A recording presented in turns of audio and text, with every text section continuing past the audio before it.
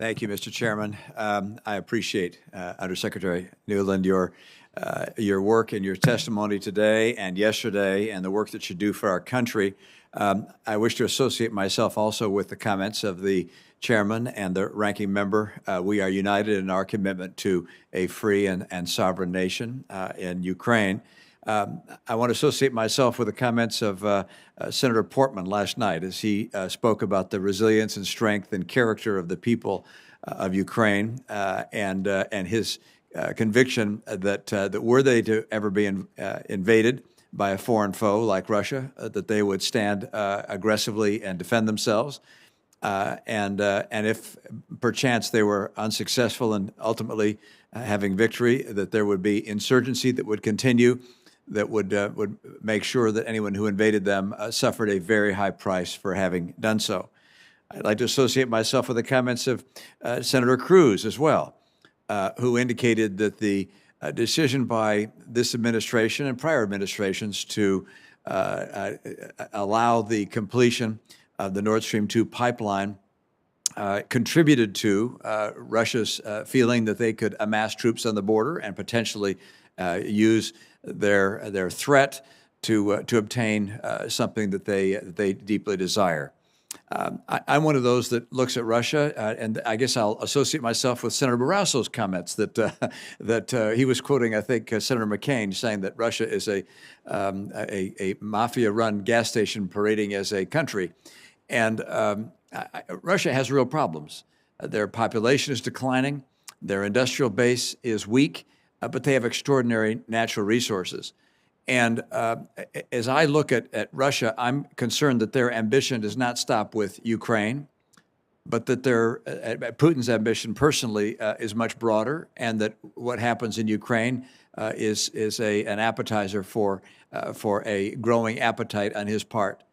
And would like to get your perspectives on what you believe, or what the administration believes Putin's ambition is, where he intends to lead his troops and his nation over the coming years, and whether his efforts in Ukraine are the beginning or the end of his sense of legacy. Well, thank you, Senator, for all those opening comments. I'll just say again here that I work very hard not to live inside the brain of President Putin, so I'm not going to speculate what his end state would be. I would simply say that one should have considerable concern when you look at the public statements that he's been making with increasing frequency, including over the last 6 months, to the effect that Russia and Ukraine are one nation, et cetera, and not respecting their sovereignty and territorial integrity, and his laments about the death of the Soviet Union. You know, I have had the pleasure and the honor to know so many Russians over so many decades, ever since I was a student and was there not too long ago, and it is my firm belief that the citizens of Russia don't want a war with Ukraine. They don't want body bags coming home. They want better health care, better schools, better roads, better broadband. They want to live better, and President Putin could so much more worthwhile serve his own people at this moment when we are all having to build back better. So I hope that he thinks about what he owes his own people before seeking to acquire more territory. I think I share your desire not to live within President Putin's brain. At the same time, there are elements that we obviously look at and try and draw inferences from. One relates to something that is not connected to Ukraine, but that is his commitment to his nuclear arsenal. I think there were many of us that were hoping that as our arsenals respectively got older and would be retired, potentially that we could reduce our nuclear investment and could shrink our nuclear armament. Obviously, China joining the nuclear race would have changed that to a certain degree.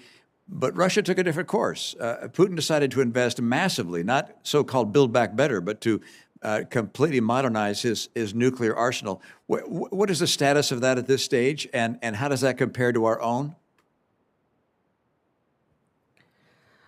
Well, thank you, Senator. We'll get you a fulsome briefing, but simply to say that the New START treaty that was negotiated some 10 years ago and which was extended by the administration caps the long-range nuclear arsenal. But you are right that President Putin continues to augment intermediate-range forces and short-range nuclear forces, as well as build new exquisite weapons like his hypersonics, which are outside of any arms control regime, and to try to compete with the in building up their long-range conventional forces as well, which is why President Biden at the Geneva summit in June pressed President Putin, and Putin did agree to get back into strategic stability talks bilaterally.